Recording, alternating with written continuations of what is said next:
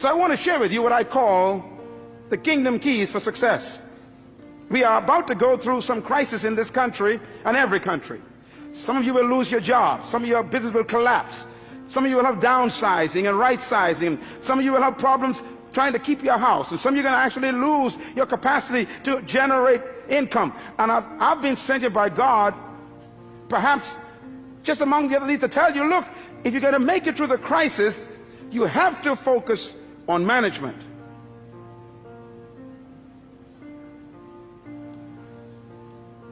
Here's God's successful key.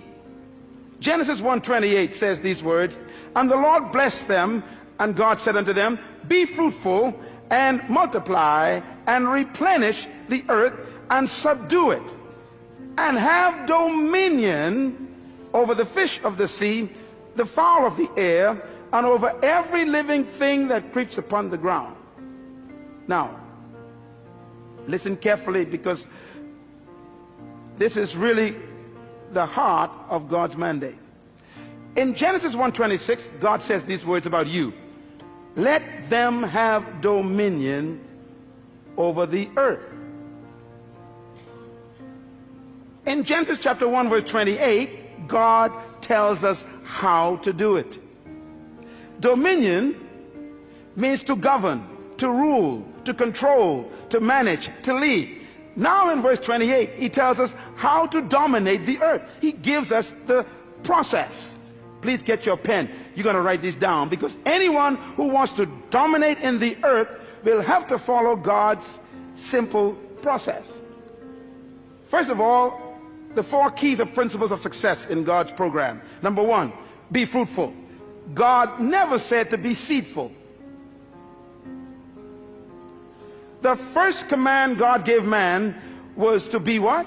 Fruitful. It's impossible to produce fruit unless it was preceded by seed. God will never demand what doesn't exist already. So God's first command is to be fruitful. Now, when I looked at the word fruitful in the original Hebrew, it does not mean to have children. It shocked me. For example, if having children was the essence of God's command, then Abraham didn't do a good job with just one legitimate child.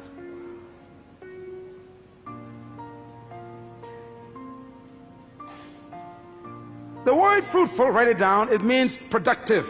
Be productive. God's first command to humans is be productive. That means produce something. Poverty is the absence of self-production. I remember when Jesus was laying on the floor one day eating, a woman walked in. It was illegal for her to do that, where men were eating at that time, and she stepped over Peter, James, and John, and she came to him, and she took this beautiful stone bottle, and she broke the top, and she poured this ointment over his body, and she began to rub it into his flesh and into his feet, and the scent filled the room. And right away the men knew this scent indicates a quality of ointment that was very expensive. Matter of fact, it was imported from Egypt. They knew it. It was used for embalming bodies. It cost $12,000 to $13,000 US in our day. That's why they said this is a year's wages in one bottle. And they complained to him and said, sir, why do you let this woman waste this precious money on your body? And Jesus said something very important. They said it could have been given to the poor. His answer was, the poor you always have with you. Now, when I looked at the word poor there, it shocked me. It doesn't mean those who lack. It means non-productive ones.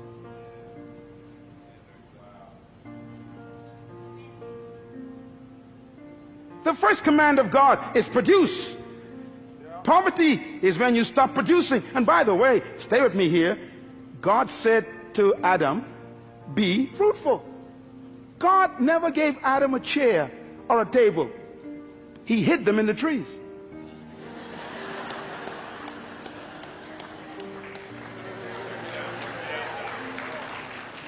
God never gave man shoes. He hid them in the cows. God never built a building before. He hid the buildings in the dirt, in the concrete. He hid the cars in the ore, in the mountains. Be fruitful. Be productive. The future of Australia is not in America or England. It's in Australia. The capacity to produce is right here. Poverty is a lack of creativity, not a lack of resources. There is no crisis except a crisis of creativity. No money has left the planet. No matter what they say around the world, no money went to the moon, no money went to Mars. It's all still here. And it will be attracted to creativity, because crisis creates creativity and innovation. It is those who are productive that will attract resources.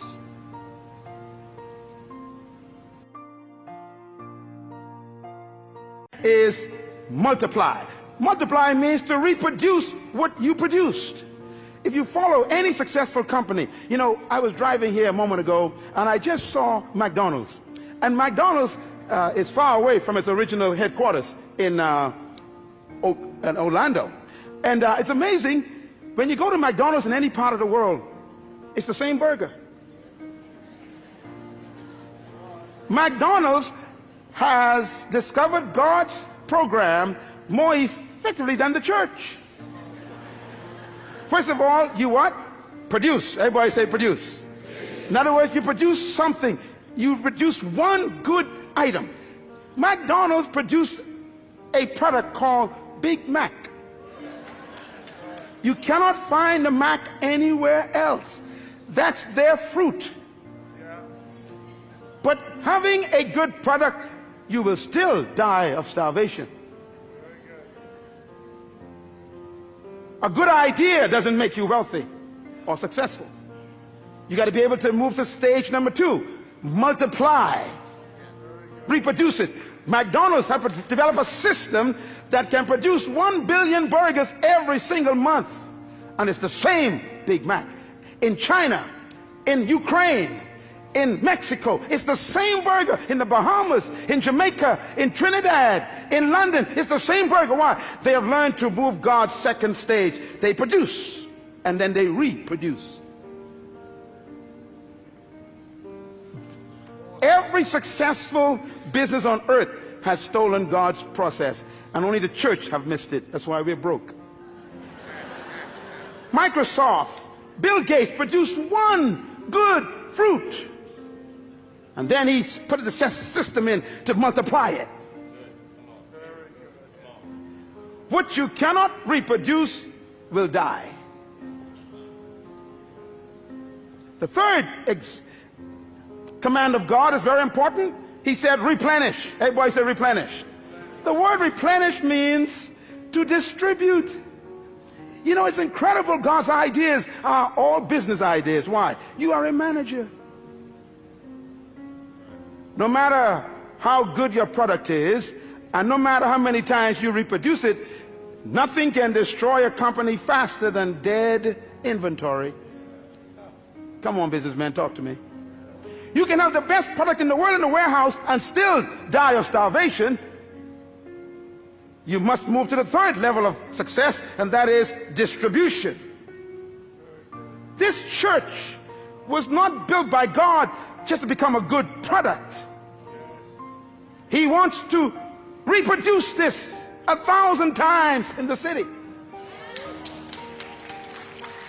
And then he wants to distribute it to other nations of the world.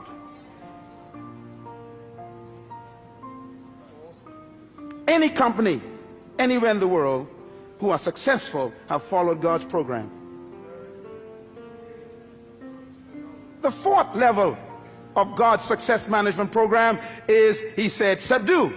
Subdue means to control the market. You know, McDonald's have no interest in competition. They are after domination. Yeah. If you are in business and you don't have a plan to dominate the market, get out of the business. Bill Gates is the wealthiest man in the world today because he was the most successful human so far in our generation who successfully followed God's program. He produced a fruit, he reproduced it, and then he distributed it in every computer, and he was so successful that the entire government was threatened in the United States. He began to dominate the entire computer market. So they called him into Congress, sat him down, and said, "You can't do this. You're too successful. You can't control every computer in the world." His success made him a threat. What are you doing with your gift? That's why I'm here today. You were born with a gift. Oh, I need 2 more sessions for this. This is too important. Listen to me. Your life is a packaged seed bag.